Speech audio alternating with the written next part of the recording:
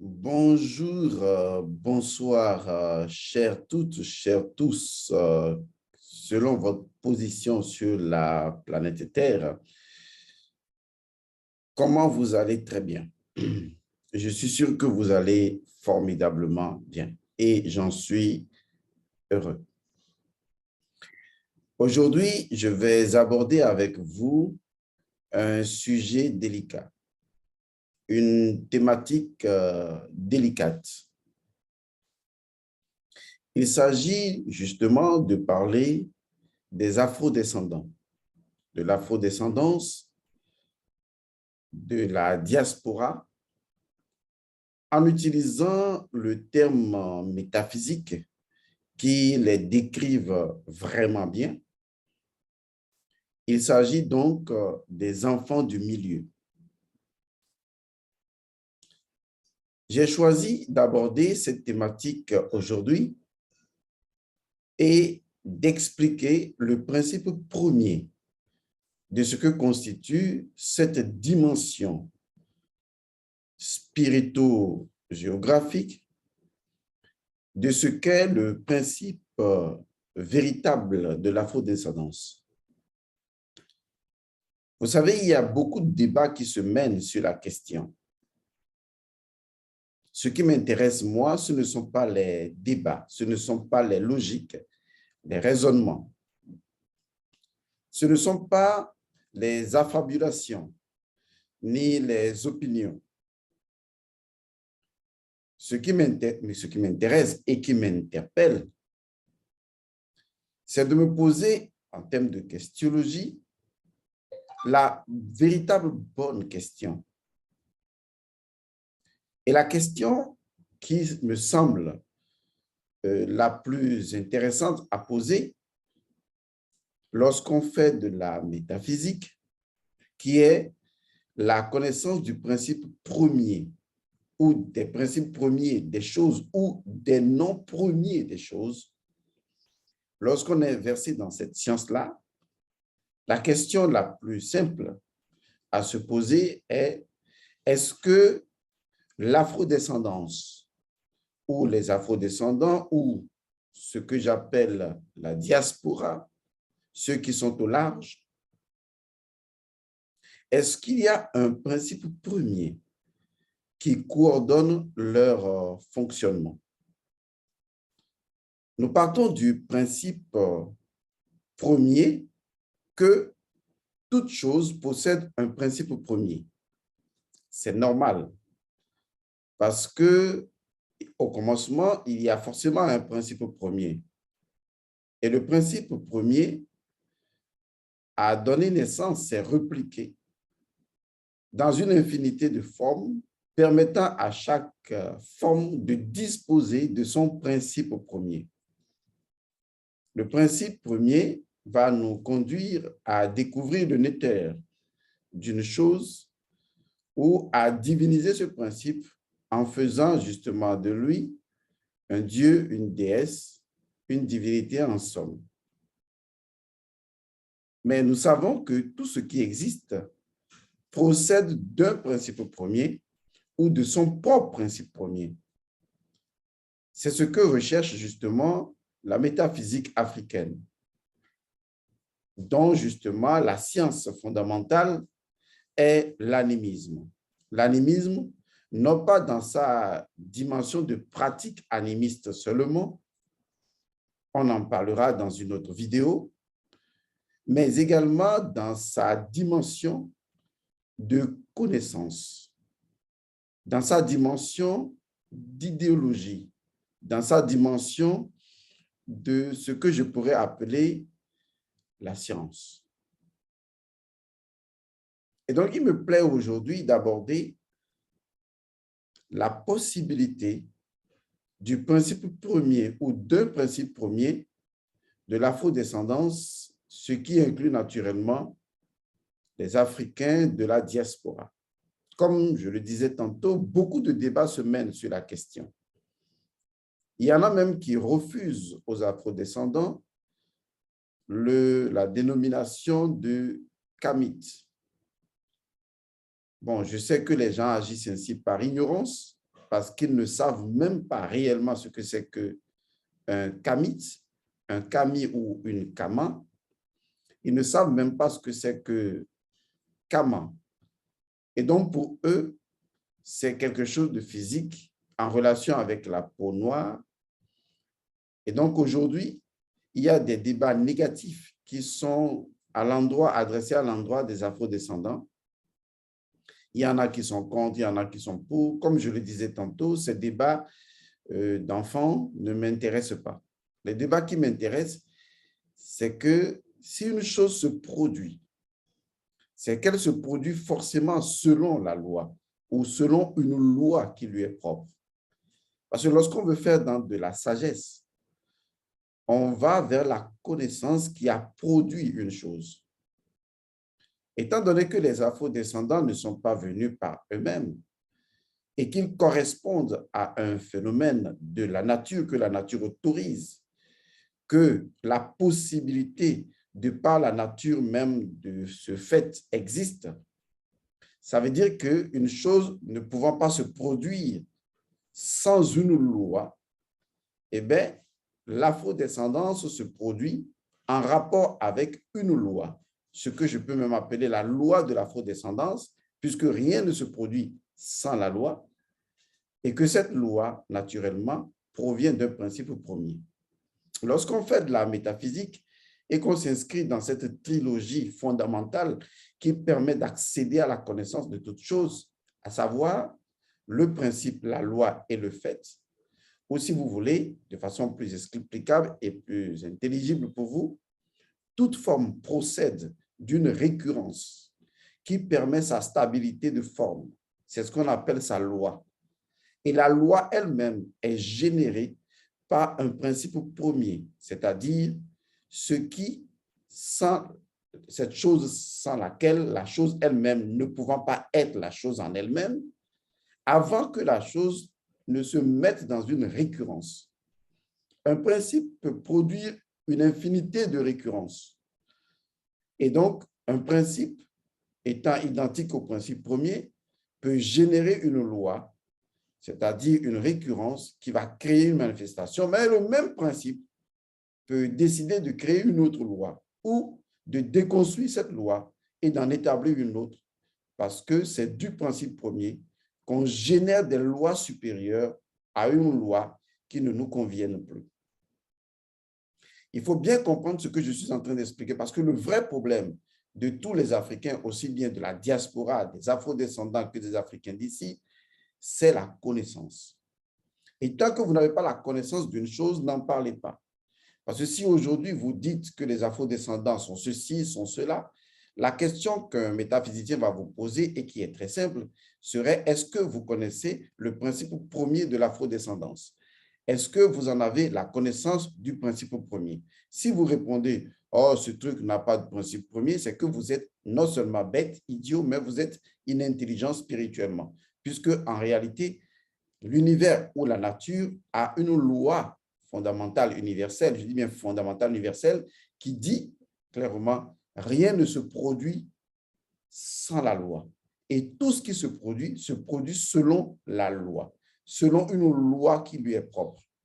D'ailleurs, en science, lorsque je cherche à comprendre une manifestation, je veux simplement comprendre la loi qui lui permet d'exister dans cette configuration-là. Et ça, c'est de façon naturelle. Parce que si la chose n'a pas une loi, puisque c'est la loi qui est le seigneur de la chose. D'ailleurs, le mot seigneur signifie loi. Vous voyez, le mot seigneur a été donné à ceux qui établissent les lois. Mais pour établir une loi, il faut être. Avant d'établir une loi, il faut une situation ou quelque chose d'état d'être avant d'établir une loi. Et donc, la loi est l'élément qui va permettre de manifester quelque chose de principiel ou une être-été. Est-ce que vous voyez? Donc, on ne peut pas sortir de cette trilogie-là, qui est le premier triangle qui fait apparaître le point dans sa triangulation avant d'arriver au quaternaire et de former en addition entre le triangle et le quaternaire ce que nous appelons le septénaire. Pour toute personne qui fait une démarche métaphysique, la connaissance, elle est principielle. Et donc, je vous conduis à cette connaissance en vous posant la question, vous qui racontez, qui déblatérez la plupart du temps, la question est simple. Est-ce que vous connaissez le principe premier de l'afrodescendance? Si vous ne le connaissez pas, n'en parlez pas, parce que cela voudrait dire mentir. Parce que le mensonge, justement, c'est de ne pas connaître le principe premier d'une chose et d'en parler quand même. Et quand vous en parlez, de quoi vous parlez concrètement? Vous parlez de l'ombre de la chose. Vous parlez des multiples transformations de la chose et donc de l'illusion de la chose, mais vous ne pénétrez jamais la connaissance ou la vérité ou le principe premier de la chose. Donc, je reviens pour vous instruire en vous disant, rien ne se produit sans une loi qui lui est propre. Et tout ce qui se produit selon une loi qui lui est propre. Et la loi n'étant pas autonome, devant être dictée, cette loi est dictée par un principe premier selon le niveau d'expression de ce principe premier-là. Donc, si ceci est clair pour vous, revenons à ce que je disais tantôt, qui est la démarche métaphysique pour comprendre l'afrodescendance. Et donc, l'afrodescendance est une réalité naturelle. Ce n'est pas extra-naturel. Ce n'est pas contre nature. C'est naturel. C'est naturel parce que la nature l'admet, la nature l'accepte. La nature reconnaît qu'il y a une loi qui produit cela. Et tant qu'il y a une loi qui produit cela, eh bien, c'est naturel. Parce que quelle est la loi en dehors de la nature qui puisse produire cela alors qu'il n'y a pas de Deus et natura, il n'y a pas de Dieu en dehors de la nature. La nature, ce n'est pas les arbres, c'est quelque chose de plus complexe que ça. J'en ai parlé dans plusieurs de mes vidéos et je dis la nature, c'est ce qui est. Et donc, le fait que des gens produisent des afrodescendants, le fait que l'afrodescendance existe, il faut aller chercher la loi qui est derrière cela. Je me suis largement expliqué là-dessus.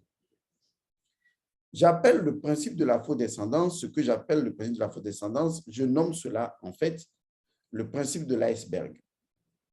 Je nomme également les afrodescendants, et y compris les gens de la diaspora, je les appelle les enfants du milieu ou les enfants iceberg.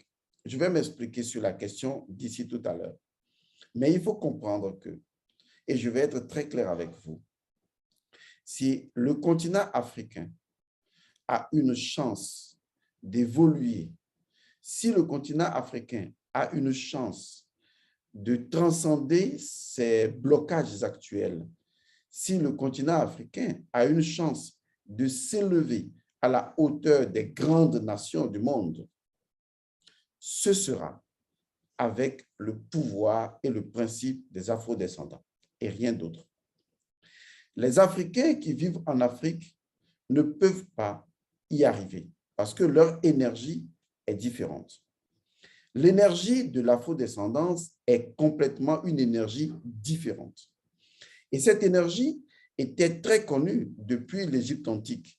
Parce que vous savez, Djéouti ou Thoth, Hermès, Thoth, quel que soit le nom que vous lui donnez, représente dans la symbolique égyptienne le temps. Et donc, il est celui qui connaît le cyclique universel. Et Djéouti avait déjà prévu la venue de ses enfants qui font partie de ce que j'appelle les enfants de l'Exode, que j'appelle également les enfants élus. Ce peuple, cette dimension vibratoire, parce qu'au-delà d'un peuple, il s'agit d'une dimension vibratoire, Djéouti avait déjà vu dans le cyclique du temps la venue ou la survenue de ces enfants que j'appelle les afro-descendants, qui constituent une force indispensable, incontournable, force sans laquelle les Africains de l'Afrique ne peuvent absolument pas émerger. Je ne vous demande pas d'être d'accord avec moi parce que je m'en fous. Ce qui m'intéresse, c'est d'énoncer les principes premiers des choses. Le principe premier des afrodescendants est en rapport avec les enfants du milieu. Il est vrai que souvent, beaucoup de psychologiques ont été adressés aux enfants cadets, d'accord, ou aux enfants du milieu. Ce que j'appelle les enfants du milieu, dans le cas d'espèce, qui constituent les afrodescendants et en même temps les Africains de la diaspora, parce que quand ils vivent à l'étranger, ils vivent dans un mélange Or, les enfants que nous appelons les enfants du milieu sont des enfants du mélange. Pourquoi ils sont des enfants du mélange? Prenons de façon terre à terre une famille de 3 enfants où nous avons l'aîné, nous avons le cadet et nous avons le benjamin. Et donc, généralement, le cadet est considéré comme étant l'enfant du milieu. L'enfant du milieu, disons, est un enfant de transition parce qu'il possède l'énergie de 2 personnes. Il a l'énergie de son aîné et en même temps l'énergie, disons, du benjamin. En fait, il constitue un genre de, excusez-moi le terme, un genre de no man's land, un genre de type d'individu qui est un individu de transition entre l'aîné et le benjamin, ce qui le prédispose à ce que je vais appeler une fragilité psychologique, ce qui le prédispose également à une trop grande sensitivité, ce qui le prédispose justement à un plus grand déséquilibre, à une plus grande instabilité psychologique. Au-delà donc de faire, disons, cette approche beaucoup plus occidentale, il faut entrer maintenant dans la dimension kamite des choses. Et cette dimension nous explique clairement qu'un enfant afrodescendant est avant tout un enfant de mélange de sang, c'est-à-dire qu'il possède un sang qu'on va qualifier d'africain et il possède également un sang d'ailleurs. Et donc, ce mélange-là de ce sang entre le sang africain et donc une généalogie spirituelle africaine et une généalogie, disons, au large, une généalogie étrangère, peut amener dans le sang ce que nous appelons des conflits, ce qui va être naturellement un conflit énergétique, un conflit vibratoire. C'est tout à fait normal parce que nous sommes en relation avec deux ancestralités différentes, en relation avec 2 généalogies différentes, en relation avec 2 structures d'entités spirituelles différentes, avec 2 histoires différentes. En fait, nous sommes en relation avec 2 vibrations différentes. C'est pourquoi j'appelle ces enfants les enfants iceberg. Parce qu'en réalité, il y a toujours une partie, disons, immergée de l'iceberg qui n'est pas visible et qui constitue la toute-puissance et qui est très cachée et on ne voit véritablement que la partie émergée. La partie émergée, c'est la partie visible, la partie non africaine, la partie affichée. Est-ce que vous voyez? Mais la partie non affichée, qui est la partie racine, qui est la partie cachée, c'est la partie de Kama, la partie africaine, qui souvent n'est pas exprimée en termes de soubassement pour aider, n'est-ce pas, l'afro-descendant à retrouver son équilibre. Tous les afro-descendants sont naturellement des enfants du déséquilibre. Pourquoi? Parce qu'ils portent 2 énergies en tant qu'enfants du milieu, enfants de 2 races, excusez le terme, enfants de 2 généalogies différentes, ils portent une marque. C'est la marque de l'instabilité psychologique. C'est tout à fait normal. Parce que ce que vous ne savez pas, c'est que le sang a une influence énorme sur notre psychologique.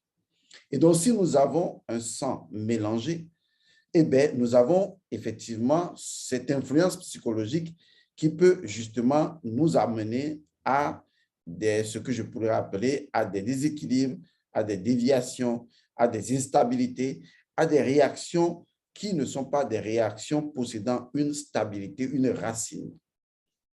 Le vrai problème des afrodescendants, c'est que ce sont des enfants qui sont nés, mais qui n'ont pas suivi le rituel approprié.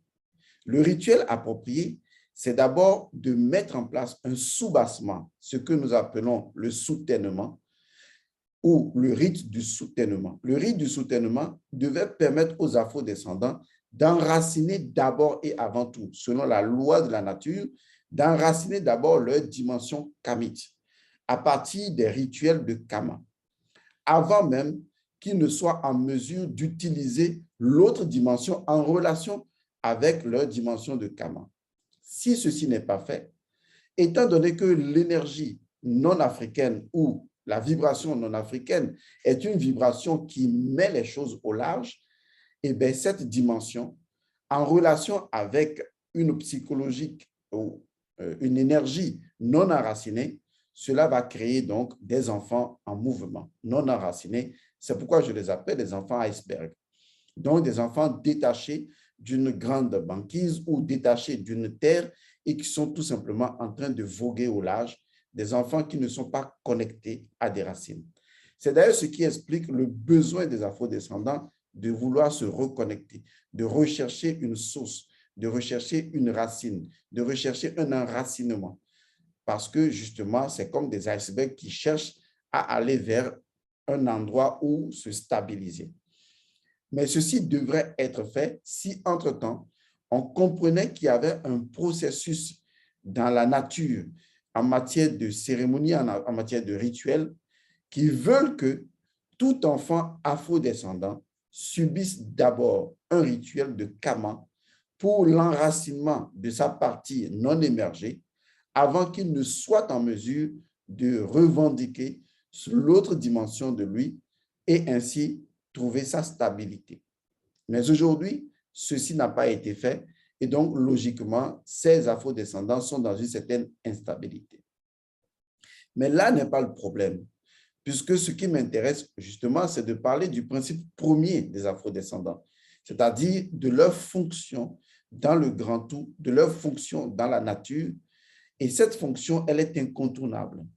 Comme je l'ai dit, ils sont comme les enfants de l'Exode, ils sont comme des élus, des enfants qui doivent apporter une touche particulière à l'évolution de l'Afrique. Et je vais vous dire ceci, sans les afrodescendants, sans les Africains de la diaspora, l'Afrique ne peut pas se développer.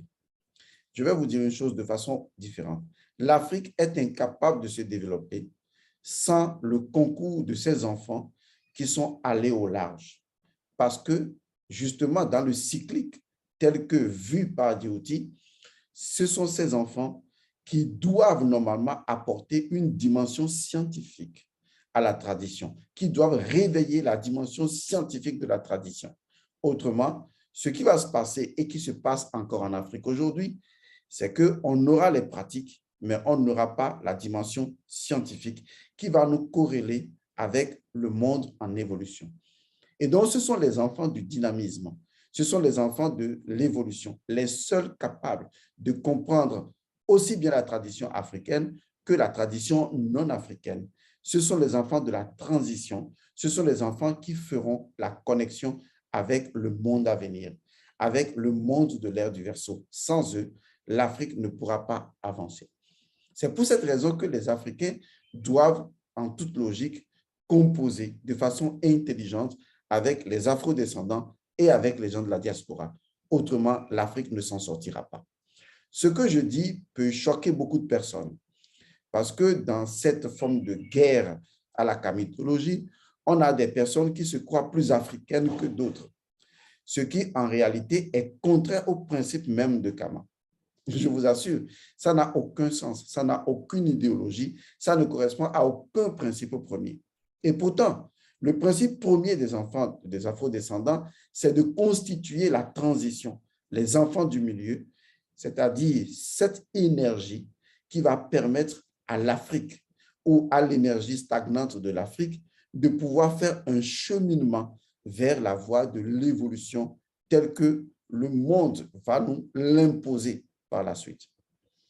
Et donc, on a besoin et on aura besoin de l'esprit des afrodescendants. Ceci est obligatoire, ceci est incontournable, ceci fait partie du plan, ceci fait partie de l'évolution telle que vue par Dioti. Ceci fait partie du cyclique qui impose que certains enfants soient déportés, que des enfants aillent ailleurs. Vous pensez que la nature n'est pas suffisamment intelligente pour prévoir ce que vous appelez l'esclavage? Pensez-vous que la nature n'est pas suffisamment intelligente pour prévoir ce que c'est que l'exode des Africains vers l'extérieur? Pensez-vous que la nature n'est pas prévu tout ça? Que le cycle n'est pas prévu ça? Est-ce que vous ne voyez pas que cela fait partie d'un plan universel, que cela fait partie d'un ordre universel? Pourquoi, au lieu de lire ce que la nature vous présente, vous voulez lire ce que vous voulez voir de la nature? Votre point de vue n'est qu'un point de vue. Lorsque vous n'avez pas l'ensemble de tous les points de vue, vous ne voyez pas vraiment. Vous ne voyez que votre point de vue ou vous cherchez à voir l'ensemble de tous les points de vue, ce qui est impossible, à partir de votre seul point de vue. Et votre seul point de vue ne compte pas dans l'universel, puisque l'universel est une infinité Dieu à la fois, l'œil d'Horus, qui voit le tout et qui voit les interactions. Vous savez, je donne souvent une petite histoire. Quand je fais mes conférences, je dis, imaginez un homme qui est en train de marcher et qui n'a pas vu un caillou, qui l'a cogné et qui est tombé par terre. Il tombe par terre et malheureusement ou heureusement, on va le dire comme ça, il tombe dans de la matière fécale. Et le voilà en train de maugréer, en train de piaffer, en train de criailler, en train de maudire le ciel et la terre, en train de dire, mais quel est ce grand malheur qui vient de m'arriver? Et en regardant à gauche ou à droite, il voit un porte-monnaie et il ouvre ça et il trouve dedans suffisamment de billets d'argent, disons 200, 300 ou 500 000 par exemple. Alors, est-ce qu'il aura la même compréhension de ce qui lui est arrivé? Je ne pense pas. Parce qu'il va déduire systématiquement que s'il n'était pas tombé, eh bien, il n'aurait pas trouvé cet argent certainement. Et qu'il a fallu tomber pour qu'il soit suffisamment proche, non seulement de la matière fécale, mais proche plutôt du porte-monnaie afin de le récupérer. Autrement, il serait en train de marcher, la tête haute dans les étoiles, dans le ciel, il n'aurait pas remarqué le porte-monnaie. Et je pense qu'en ce moment, il ne verrait même plus les matières fécales, il verrait juste ce qui lui apporte le bonheur. C'est ce qui arrive à l'homme. C'est-à-dire que c'est un être qui souffre de myopie spirituelle. Il n'a pas la capacité de voir l'ensemble du tableau. Il n'en voit qu'une petite portion. Il tire des conclusions à partir de cette petite portion et il se dit, ben voilà, il a raison, les choses doivent fonctionner de cette façon-là. Mais il ne voit pas le plan. Vous voyez, il ne voit pas tout le plan. Il ne voit pas le tout comme un plan et il ne voit pas les éléments qui s'imbriquent comme un ensemble de mécanismes qui doivent aboutir à un résultat. Parce que n'ayant pas cette connaissance, eh bien, il développe des idéologies qui proviennent de sa myopie spirituelle. Et pourtant, ceux qui peuvent voir, parce qu'ils sont en mesure d'aller dans de la transcendance, aller au-delà, dans des dimensions encore plus élevées, ceux-là, ils perçoivent l'ensemble du tableau. Et quand ils voient l'ensemble du tableau, ils réalisent que tout ce qui a conduit aujourd'hui à avoir des afrodescendants dans le monde entier n'était pas le fruit du hasard, que cela faisait partie d'un plan que la nature elle-même a orchestré pour la survie du principe de la mélanine. Je dis bien, pour la survie même du principe de la mélanine. Parce que justement, ce qui va prouver que la mélanine est l'originalité et l'authenticité, c'est naturellement la vie des afrodescendants. Parce que imaginez que ces enfants qui n'avaient peut-être même aucune relation avec l'Afrique, parce qu'ils sont nés de parents africains déportés depuis des siècles, ressentent toujours un besoin fondamental, le besoin d'enracinement. Ce qui prouve en réalité, une fois de plus, que les autres ne sont pas enracinés et que les autres doivent également être enracinés parce qu'eux, ils étaient des lointains citoyens de Kama, mais que ces citoyens intermédiaires doivent constituer le relais, la relation, la transition qui permettra justement de connecter ou de se connecter au monde entier. Les afrodescendants sont la clé.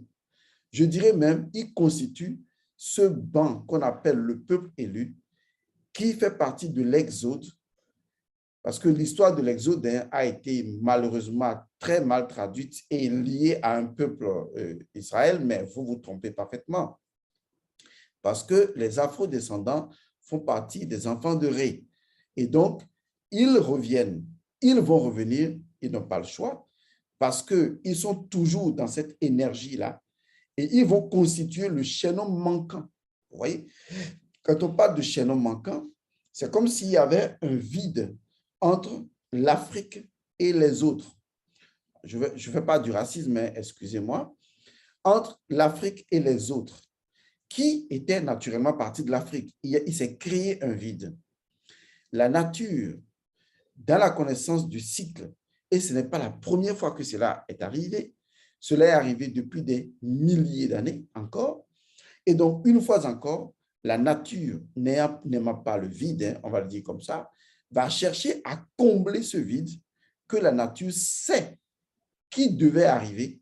Et la nature a créé les conditions karmiques pour que justement ce vide soit comblé.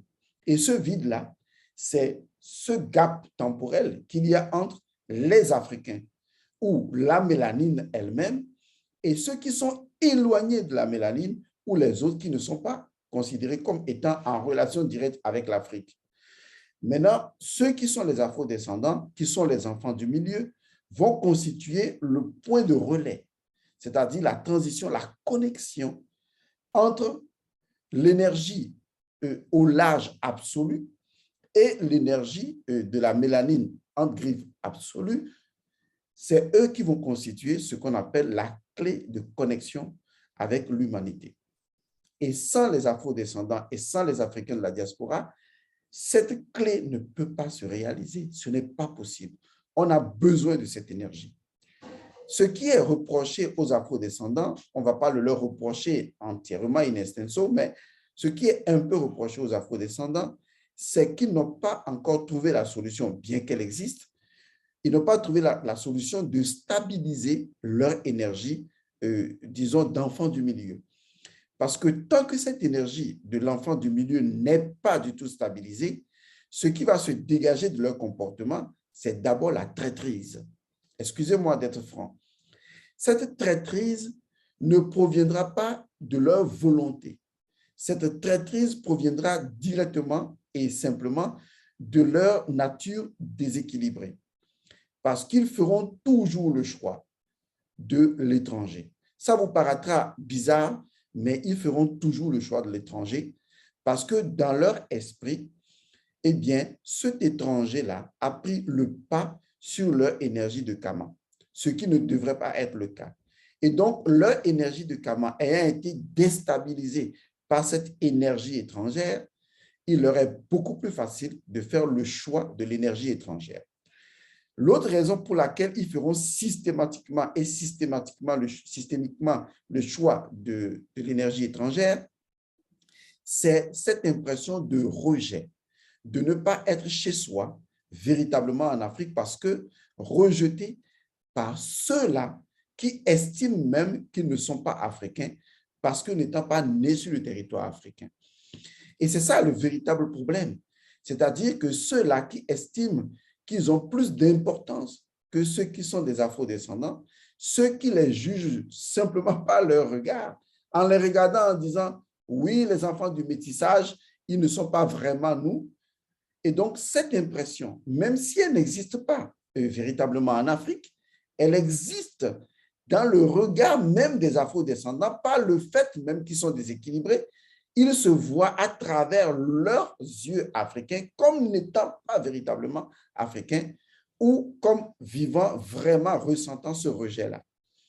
Parce que justement, lorsqu'ils vivent ce déséquilibre, ils ne s'appartiennent plus. Leur identité leur échappant, ils ne sont plus eux-mêmes, ils ne sont plus enracinés. C'est la raison pour laquelle il est important, il est prioritaire de pouvoir s'occuper de la spiritualité des afro-descendants. Je dis bien de la spiritualité des afro-descendants, qui ne peut pas être une spiritualité traditionnelle ancienne, parce que cela ne correspondra absolument pas. Vous savez, le vrai problème avec la tradition africaine, c'est qu'aujourd'hui, la tradition africaine de souche, c'est que la tradition en elle-même, fondamentalement, a deux aspects. Il y a l'aspect spiritualité de la tradition ancestrale, il y a l'aspect science de la tradition ancestrale. C'est les deux éléments essentiels. Il y en a un troisième qui n'est pas important pour vous pour le moment. Le vrai problème, c'est que la spiritualité ou la spiritualité ancestrale, elle est là, elle existe, mais elle n'existe que sous forme de pratique ancestrale. Alors que la dimension scientifique, elle est pratiquement perdue parce que personne ne fait cette recherche-là de la science africaine, même si les gens en parlent. Parce que si vous voulez retourner à la science africaine pour pouvoir corriger les pratiques ancestrales africaines, il faut fondamentalement connaître l'animisme. L'animisme, non pas en tant que religion, mais en tant que métaphysique de la nature elle-même. C'est-à-dire que comment nos ancêtres appréhendaient la dimension scientifique même de la nature et en même temps sa dimension spirituelle. Parce que sans la dimension scientifique, il devient impossible de connaître les principes premiers de la dimension spirituelle africaine pour pouvoir repenser les pratiques africaines dans un monde nouveau. C'est ce qui fait que justement, on a des pratiques anciennes incompatibles avec l'évolution du monde. Alors que si on avait la connaissance des principes premiers, on peut ajuster les principes premiers dans une nouvelle récurrence, c'est-à-dire une nouvelle loi, selon ce que le monde demande aujourd'hui. Parce que si je donne un exemple terre à terre, si j'ai besoin de certaines feuilles, par exemple, parce que je me déplace pour aller peut-être en Haïti ou en Guadeloupe et que j'ai besoin de certaines feuilles pour pouvoir faire un rituel en particulier et que ces feuilles, je ne les trouve qu'au Bénin ou au Togo ou au Cameroun et que je n'ai pas ces feuilles là-bas en Guadeloupe, et donc je ne peux pas faire mon rituel. Je ne pourrais pas faire mon rituel. Non, soyons sérieux. Ça veut dire qu'en réalité, la forme importe peu. La forme porte une dimension symbolique, dimension du sacré, qui est en relation avec un principe premier. Lorsque j'ai la connaissance du principe premier et que j'arrive sur le terrain, je peux utiliser n'importe quelle feuille et je peux verbaliser n'importe quelle feuille et faire de cette feuille-là la feuille que je veux utiliser et faire néanmoins mon rituel. Ça veut dire que dans la spiritualité africaine, dans sa dimension traditionnelle scientifique, il existe cette connaissance des noms premiers des choses qui permettent justement d'adapter, n'est-ce pas, les pratiques selon les époques, selon les géographies, selon les univers dans lesquels on se retrouve. Or, c'est ce qui manque la plupart du temps aux Bokono ou à ceux qui sont encore les garants de la tradition. On devrait plutôt dire les garants de la pratique traditionnelle, mais la connaissance traditionnelle, la connaissance des principes premiers, la connaissance du pourquoi nos ancêtres faisaient ça, leur manque. Or, cette dimension est indispensable, obligatoire, pour que les pratiques africaines elles-mêmes puissent évoluer dans un dynamisme et dans un monde nouveau. Cette énergie n'existe pas fondamentalement chez les chefferies traditionnelles africaines parce que, étant imbibée dans les pratiques, seule l'énergie des afro-descendants pourra, dans une certaine mesure, embrasser la dimension scientifique de ces pratiques-là et faire évoluer et intégrer ces pratiques dans un monde en pleine expansion, dans un monde en pleine modernité.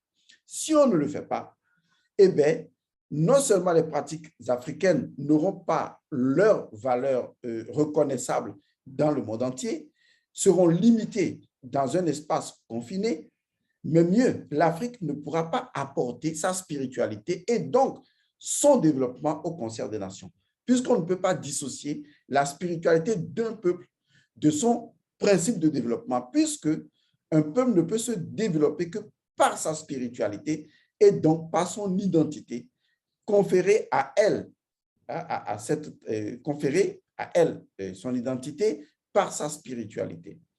Il est donc important que nous travaillons aujourd'hui avec l'énergie. Et quand je dis l'énergie, ceux qui peuvent comprendre comprendront, l'énergie des afro-descendants. Parce que c'était une énergie prévisible, prévue par Thoth, Hermès ou Djéouti dans le cyclique temporel pour que le gap qui existe entre les Kamites de souche ou les Africains de souche et les autres peuples qui sont partis de l'Afrique il y a des milliers d'années et qui sont devenus autre chose que des Africains, pour combler ce vide, vous voyez, le vide de l'iceberg, combler ce vide de l'enfant du milieu, parce que la nature n'aime pas le vide. Ce vide préexistant La nature l'a comblé en créant des situations qu'on peut estimer tragiques, mais la nature ne fait rien sans avoir sa raison, sans impliquer les gens qu'il mérite pour que justement ces afrodescendants existent. Donc, vous, les afrodescendants, il faut d'abord que vous acceptiez votre condition d'afrodescendance. Ce n'est même pas une condition, c'est votre nature. Vous ne pourrez pas la changer. Vous êtes des enfants à double énergie. Vous êtes des enfants du milieu. Votre déséquilibre, ce que j'appelle vide intérieur, votre frustration, ce sentiment de ne pas être à sa place, c'est tout à fait normal. C'est ce que vous êtes. Vous ne devez pas renier cela. Vous ne devez pas être en conflit avec ça. Vous devez plutôt comprendre quel est le principe premier de ce qui fait vous. Et ensuite, quelle est la loi qui doit être initiée pour que les pratiques adéquates vous permettent une stabilité. Je disais tantôt à une personnalité, je vais taire le nom pour le moment, en plus je vous parlerai après, parce que cette personne, son père et moi, en tant que désinitiés, on a été toujours ensemble. Et donc, je suis un peu considéré comme le prince de ce royaume. Je vous en parlerai et de la raison pour laquelle je dois retourner à ce royaume ou la raison pour laquelle j'étais parti et je dois retourner à mon royaume en tant que prince, je vous le dirai beaucoup plus tard. Ce que je voudrais vous expliquer, je discutais avec cette personne récemment et je lui expliquais que la clé de l'évolution de l'Afrique, ce sont les afrodescendants et les gens de la diaspora, mais que leur rituel ne peut pas être exécuté de la même manière que nous exécutons les rituels des Africains de souche nés sur la terre africaine. Et c'est justement déjà la première étape. Et c'est ce qui fait que souvent, quand les afrodescendants disent « oui, on veut retourner chez nous, on veut retourner chez nous », et quand ils retournent chez eux pour faire les rituels qui leur manquaient, ils se rendent compte que ça crée encore plus de problèmes ou que la situation n'a pas été vraiment réglée. C'est tout à fait normal parce que on vous fait des rituels inadaptés à votre condition d'afrodescendant. C'est ça le problème. On vous fait des rituels inadaptés. Par exemple, lorsque Elmansu Godson s'unit à une Africaine et fait un enfant, comme j'ai fait mes enfants et je leur ai fait le rituel est spécifique. Lorsque Elmansu Godson, c'est un exemple, va s'unir par exemple à une Asiatique ou à une Française ou à je ne sais pas qui, et va faire des enfants ou va faire un enfant, je ne peux pas faire le même rituel. Ce n'est pas possible. Si je fais le même rituel, je ne règle qu'une partie du problème. Je ne règle pas l'autre partie du problème. Et à partir de ce moment, je ne fais qu'enraciner le déséquilibre. Ce qui est encore plus poignant, c'est de vouloir donner à ces afrodescendants la connaissance de leur origine, alors que ces afrodescendants n'ont pas stabilisé spirituellement leur énergie. C'est ce qui crée des kamites nazistes, des kamites orgueilleux, des kamites imbéciles, parce que ce sont des personnes qui ont découvert à brûle-pourpoint qu'ils étaient véritablement des Africains et qui condamnent justement les autres ou qui, en tant qu'afro-descendants, deviennent un peu plus agressifs à l'égard de ceux-là qui sont considérés comme étant des leucodèmes. Le problème n'est pas une guerre entre leucodèmes, entre afro-descendants et kamites. Le problème n'existe pas là. Tout est énergie. Nous sommes en face d'énergies différentes. L'énergie des leucodèmes est une énergie complètement différente, en déphasage avec l'énergie kamite. En déphasage ne veut pas dire que c'est mauvais, c'est que les deux ne peuvent pas être phasés. Les enfants du milieu constituent une clé capable de phaser les deux énergies, aussi bien grâce à leur mélange de sang que grâce à leur connaissance, c'est-à-dire à leur état d'esprit. Et tant que ces gens ne font pas des rituels appropriés à leur condition d'afrodescendance, eh bien, il ne sera pas en mesure de trouver le chaînon manquant et de relier les enfants de l'iceberg entre eux. Ce n'est pas possible. C'est la raison pour laquelle je dis aux afrodescendants de ne pas se sentir en situation d'infériorité par rapport à ceux qui se disent africains de souche. Ce débat n'existe pas. Parce que parmi les Africains de souche, et je vais vous le dire, beaucoup sont déracinés. Parce que beaucoup sont nés des parents qui ont embrassé des religions importées. Et donc, eux-mêmes, bien qu'ayant la peau noire, bien qu'étant nés en Afrique, ils sont afro-descendants dans leur esprit. Bien sûr, parce que leurs parents ont embrassé des religions étrangères.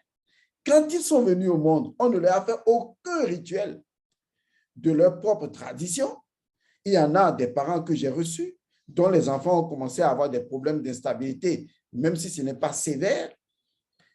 Et on se rend compte que ces enfants n'ont pas été honorés leur tradition. Et quand ils viennent, je dis, mais voilà, vous êtes exactement des afro-descendants en termes d'énergie.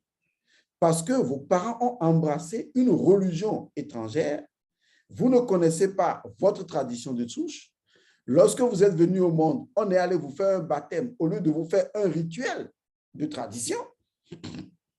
Excusez. Et donc, du coup, vous paraissez extérieurement africain, né sur la terre africaine, mais en réalité, vous êtes un enfant du milieu.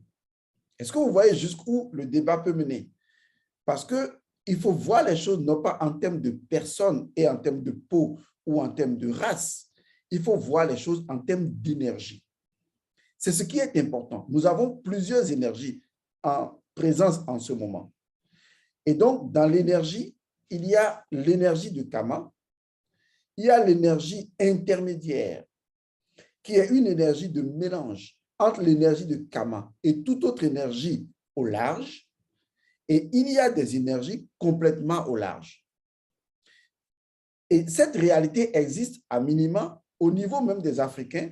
Si vous arrivez aujourd'hui en Afrique, vous les afro-descendants, vous allez voir que sur plusieurs générations déjà, ne serait-ce que si on prend la colonisation, sur plusieurs générations, il y a plusieurs Africains qui sont complètement déconnectés, bien que vivant en Afrique, qui sont complètement déconnectés de leurs traditions. Quand moi, je reçois les gens et que je scanne les gens par l'oracle et que les gens et moi, nous devons discuter, je leur dis, mais écoutez, il y a telle divinité qui est dans votre famille, mais que vous n'honorez plus. Est-ce que votre papa vous en a parlé? Oh, mon papa, il est chrétien.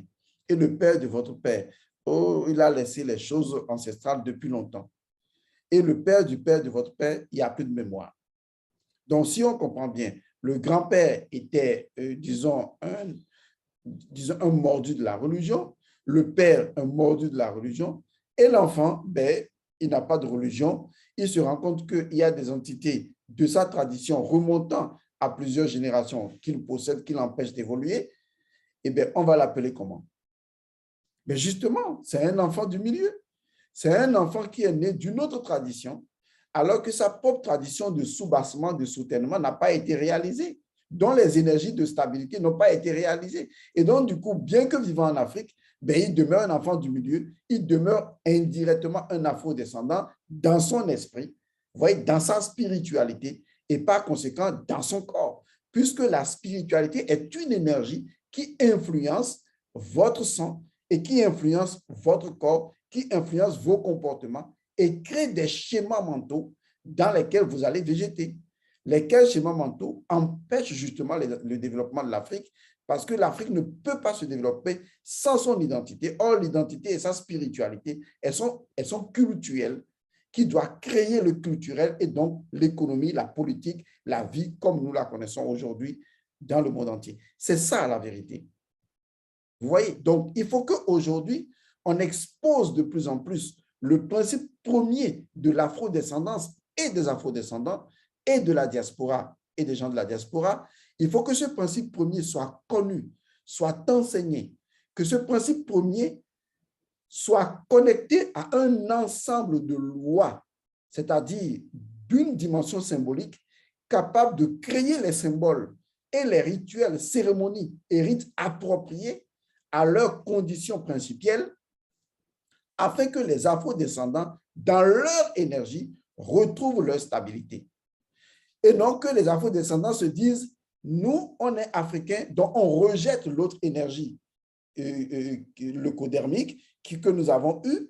Maintenant, nous, on veut retourner chez nous, mais on rejette l'autre énergie. Ce serait une erreur. L'autre énergie est également vous, tout comme l'énergie de Kama est également vous.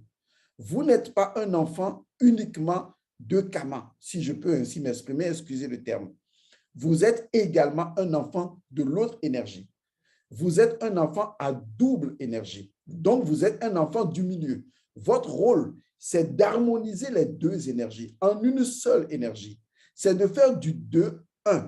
C'est de ramener la dualité à l'unité, à l'intérieur de votre propre énergie. Est-ce que vous voyez? À l'intérieur de votre propre sang. Réconcilier les deux ancêtres. Réconcilier ces énergies ancestrales des leucodèmes qui ont été même en majorité meurtrières de votre énergie, de créer le pardon, la réconciliation, l'amour. Vous savez, il y a une relation intrinsèque entre le sang et l'amour. Vous ne le savez pas, hein, mais je vais vous le dire aujourd'hui. Il y a une relation intrinsèque, principielle entre le sang et l'amour. Le sang est indissociable de l'amour. Impossible de dissocier le sang de l'amour. Parce que le sang est l'amour. Le sang est Osiris, le sang est l'amour. C'est pourquoi le sang est en relation toujours avec les énergies de l'amour. Et donc, si vous n'arrivez pas dans votre sang à réconcilier les énergies qui vous possèdent, vous ne serez pas en mesure d'aider votre continent africain. Ce n'est pas possible. Pour aider le continent l'Afrique, vous devez accepter votre condition d'afrodescendance et en être absolument fier. Retrouvez votre estime de vous-même et admettre une fois pour de bon que vous êtes un enfant du milieu, un enfant iceberg. Et que votre condition est justement ça. Que votre principe premier est justement ça. Rejeter ce principe premier et vouloir redevenir uniquement Kama ou Kamite est une erreur. C'est comme si le chaînon manquant de la transition avec l'humanité tout entière refusait d'être le chaînon manquant et veut redevenir le chaînon source, alors que le chaînon source est dans sa dimension de stagnation, justement parce que le chaînon manquant n'était pas là pour lui permettre de s'expanser. Vous, les afrodescendants, vous êtes le peuple élu, vous êtes la clé. Vous êtes la dimension indispensable pour que l'énergie de Kama puisse justement s'expanser. Sans vous, la chose n'est pas possible. Vous n'avez pas besoin seulement de connaître l'histoire de votre peuple, mais surtout de connaître la spiritualité et surtout de développer la dimension scientifique de votre spiritualité. C'est la seule clé qui puisse vous apporter la stabilité. Vous êtes le pont entre la spiritualité ancestrale et le développement de cette spiritualité ancestrale dans le monde entier, et vous êtes sa dimension scientifique. Vous êtes les seuls capables de comprendre la dimension scientifique de la spiritualité ancestrale. Et vous êtes les seuls capables de la capacité à appliquer scientifiquement cette dimension de la spiritualité africaine. C'est la raison pour laquelle, étant un métaphysicien, j'ai reconfiguré mon esprit. C'est l'une des raisons pour lesquelles j'ai été un peu éloigné de ce que je vais appeler mon royaume en tant que prince pour décider de connaître le monde tel qu'il est aujourd'hui et de pouvoir faire la liaison. C'est la raison pour laquelle je comprends parfaitement cette énergie-là. Et je vous assure, les rites, les cérémonies, les rituels existent pour pouvoir vous reconnecter à votre propre principe premier en tant qu'afrodescendant et de jouer votre rôle en tant que le dieu de l'iceberg, l'enfant du milieu, et de permettre cette connexion-là. Et je vais vous donner même un conseil. Ce conseil peut être mal pris. Comme je le disais tantôt, je m'en fous. Ce conseil peut être mal pris par beaucoup de personnes. si vous avez la possibilité, vous qui êtes à la diaspora, si vous avez la possibilité de produire des afro-descendants, produisez-les.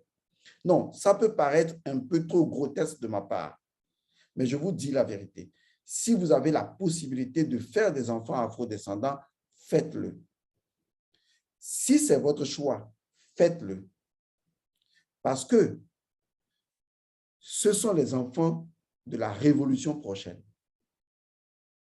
Les Africains de souche soi-disant, ils sont piégés par leur propre mélanine. C'est pourquoi entre vous et eux, il y a ce conflit de mentalité. Il y a ce conflit, il y a cette incompréhension entre vous, afro-descendants, et les gens de l'Afrique souche. Vous ne pouvez pas les comprendre. Leur esprit est déjà dératé. Ils sont beaucoup plus dominés par ce que j'appelle les inconvénients de la mélanine, parce que la mélanine a des qualités et des défauts quand on a en surabondance. Ils sont déséquilibrés par les défauts de la mélanine. Et les qualités de la mélanine, eh bien, ils ne le possèdent plus. La plupart ne possèdent plus cela. C'est à vous d'apporter cette nouvelle dimension. Vous ne pouvez pas les comprendre, ils ne peuvent pas vous comprendre. Mais vous, vous comprendrez si vous-même, afro-descendants, vous subissez des rituels appropriés pour votre propre stabilité. Vous les comprendrez et vous les ferez évoluer vers la prochaine étape. Parce que les Africains, soi-disant Africains de souche en Afrique, eh bien, doivent accepter d'évoluer vers leur prochaine étape. Comprenez bien mon discours et repositionnez-vous. Commencez à analyser ce que je viens de dire. Si vous refusez votre condition d'afro-descendant, alors que naturellement c'est ce que vous êtes, vous créez encore un conflit en vous-même. Vous devez accepter d'être afro-descendant, d'avoir une double énergie, une double nationalité énergétique, ou une, quand je dis double, ça peut être triple, quadruple, parce que le 2 est déjà multiple, nationalité énergétique. Mais la clé, c'est qu'on vous apporte le rite, le rituel, l'initiation, qui justement harmonise votre sang, puisque le sang est en relation avec l'amour, afin que votre place dans le djed et dans la mat soit. Et à partir de ce moment, vous êtes la clé de l'expansion de l'Afrique. Vous êtes la clé de l'expansion de l'Afrique. Vous êtes la lumière. Vous êtes le peuple élu. Au sein même de l'Afrique, vous êtes le peuple élu. Que personne ne vous dise le contraire. Je vous assure, vous êtes le peuple élu. Vous devez tout simplement retrouver cette dimension chtonienne-là que vous avez perdue à cause de l'autre énergie et ensuite connecter l'autre énergie à cette dimension chtonienne-là et vous allez voir que non seulement vous retrouverez votre stabilité, mais vous permettrez à l'Afrique et à ses valeurs de se répandre dans le monde entier. À l'étape actuelle, les Africains sont incapables de le faire. Ils ne pourront pas le faire. Ils n'ont pas l'énergie appropriée pour leur propre développement. Je sais ce que je dis. L'Afrique laissée telle que c'est n'a pas les capacités managériales, compétentes, spirituelles. Même si ces capacités sont potentielles, elles demeurent potentielles, mais elles ne peuvent pas être véhiculées. Parce que les Africains en Afrique ne possèdent pas la dimension de véhicule capable d'expanser le développement de l'Afrique. C'est vous, les afro-descendants, c'est vous, les gens de la diaspora, seuls qui pourrez le faire. Et si vous arrivez à vous stabiliser spirituellement et à vous connecter à l'énergie de Kama, déjà par le fait même de votre propre stabilité, vous serez les dignes fils, le peuple élu révélé de Kama. Et ça, c'est ce que vous avez à faire dans l'ère du Verseau. Vous êtes les enfants de l'ère du Verseau. C'est vous qui devez apporter la révolution spirituelle et scientifique de l'Afrique. Vous, afro-descendants, africains de la diaspora, c'est vous. J'ai juste décidé aujourd'hui de partager quelque chose avec vous parce que c'était trop au fond de moi et il fallait que je le sorte. J'étais en train de réfléchir avec une amie qui a acquis donc un domaine en France et qui justement avait mis en place ce domaine parce qu'elle-même, en tant qu'afrodescendante, a ressenti le besoin d'un milieu pour les afrodescendants capables de leur spiritualité connectée directement à Kama. Et quand je l'ai rencontré, j'ai dit « Waouh !» Les choses ont commencé à se mettre en place. J'ai également rencontré celui qui est mon roi la dernière fois. Et lui également, il est dans cette dynamique. Et c'est à lui que j'ai dit qu'on ne peut pas faire les mêmes rituels qu'à ceux qui sont sur le continent. Mais que ces personnes sont la clé du développement de l'Afrique. Ces personnes de l'Exode sont le peuple élu. Et ce sont ces personnes que le cyclique Djibouti avait prévu pour que l'Afrique soit sauvée et restaurée dans sa dignité. Vous avez la mission de restaurer l'Afrique dans sa dignité. Et vous pouvez le faire. Mais retrouvez d'abord votre dignité. Je peux vous aider. Ça prendra peut-être du temps parce que mettre en place toute une machine et mettre en place une machine à l'étranger, c'est difficile. Parce que ce que je suis en train de prévoir faire avec vous, les afro-descendants, c'est simplement magique. Et vous verrez que cela respectera l'esprit et les principes de nos ancêtres, même si cela ne respecte pas toujours les pratiques dogmatiques, incapables de changement de la tradition spiritualité africaine ancestrale. Les pratiques doivent changer. Nous ne sommes plus avec les mêmes entités spirituelles. Et il faut donc découvrir les nouvelles entités et ce qu'elles attendent de nous. Car tout changement cyclique apporte de nouvelles entités, de nouveaux esprits. Et nous avons besoin de connaître ces nouveaux esprits. Les nouveaux esprits sont produits par la nature même. L'ère du Verseau produit ces esprits. Ces esprits sont avec les 4 éléments qui sont différents des entités des 4 éléments il y a 2160 ans, il y a 13 000 ans, il y a 6 000 ans. Ce n'est plus les mêmes entités. Nous devons comprendre les nouvelles entités, ce qu'elles attendent de nous et initier des rites pour pouvoir les conduire à travers nous. Car toute la magie consiste à conduire les entités spirituelles à travers nous. C'est la Eka.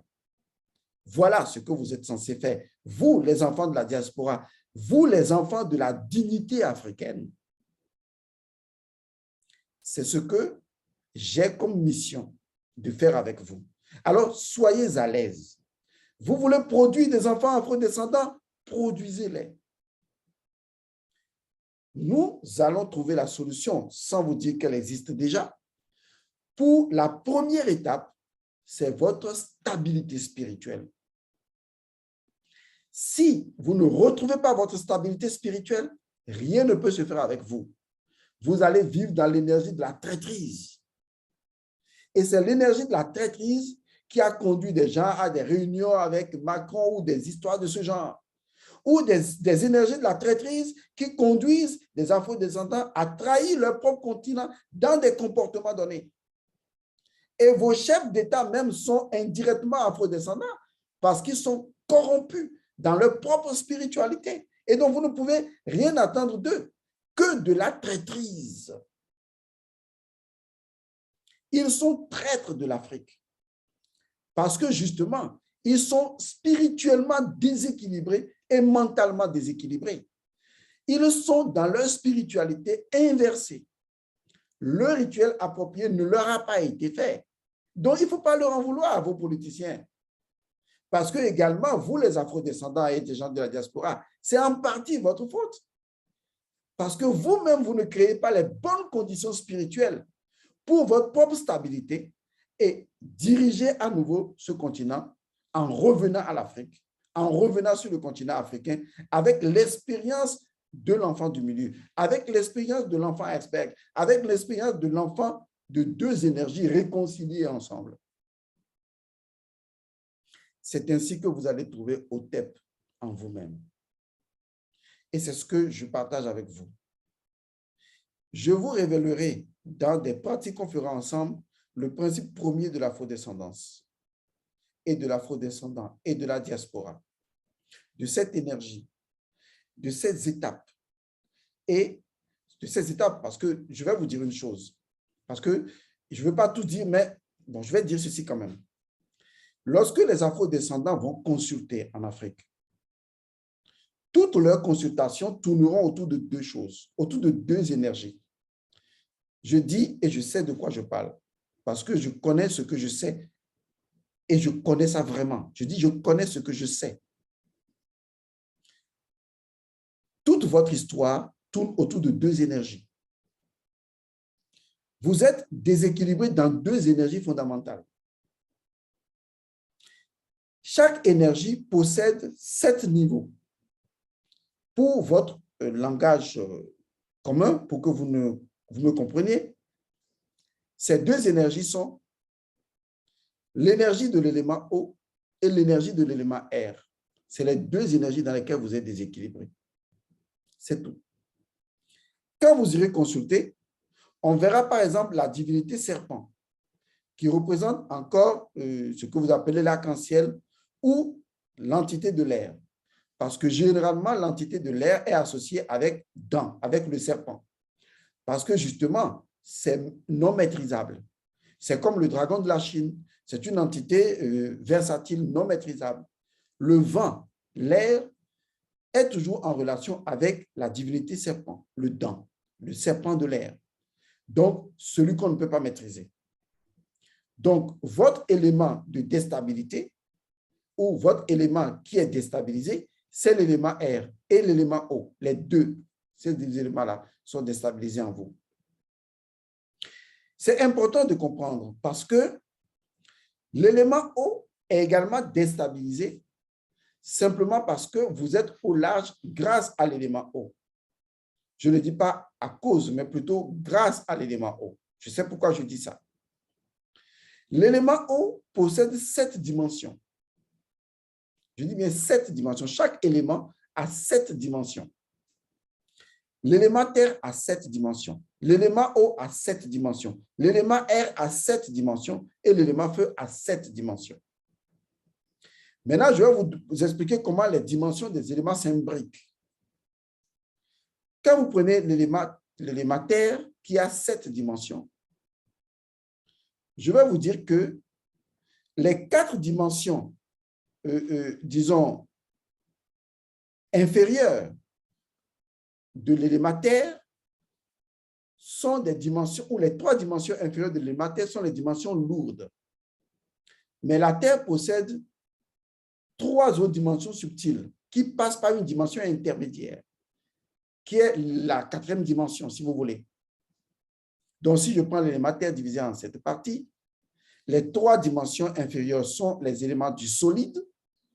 Vous voyez, qu'on peut dire, par exemple, on peut les appeler autrement. Hein. Il y a donc le solide, le liquide, le gazeux. Vous voyez? Et donc, ce sont les éléments du solide, de l'élément terre. Mais ensuite, il y a un 4e élément qui fait la transition vers les 3 éléments supérieurs de l'élément terre, qui sont des éléments subtils et qui font directement partie du Ka, c'est-à-dire du corps éthérique. Vous voyez? Donc là encore, dans le 7, dans le nombre 7, on a 3 inférieurs, 3 supérieurs. Et donc, le 4 est toujours un peu comme un enfant du milieu. C'est le 4e chakra, si vous voulez. Je mets ensemble plusieurs sens pour vous éveiller un peu. Lorsque vous prenez l'élément eau, c'est également la même chose. L'élément eau a 7 dimensions. 3 dimensions qui sont lourdes, la 4e dimension transitionnelle ou transactionnelle et les 3 autres dimensions qui sont subtiles.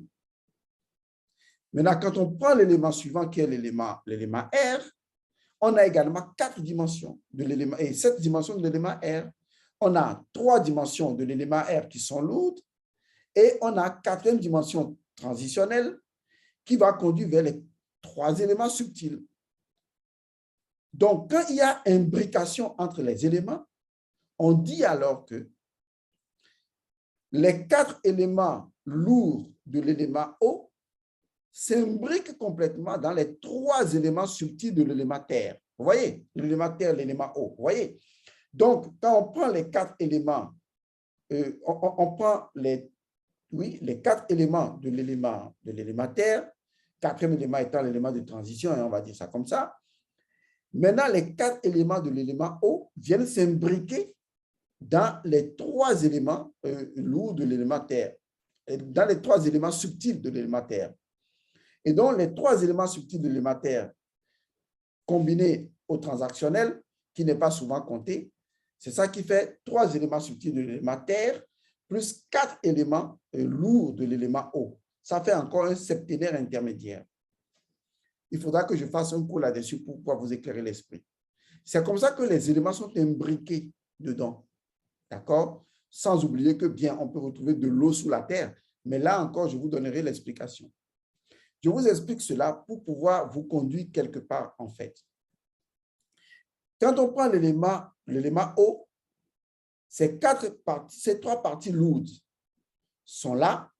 La 4e partie transactionnelle, puis il s'agit quand même d'un élément de transaction, va nous conduire vers les 3 parties subtiles de l'élément O. Ce sont ces 3 parties subtiles de l'élément O qui s'imbriquent dans les 4 parties de l'élément R, formant ainsi un septénaire. Donc, lorsque vous irez consulter, vous les afrodescendants, on ne verra que 2 éléments, en fait, qui vont être pratiquement identiques à cause de leur principe d'imbrication.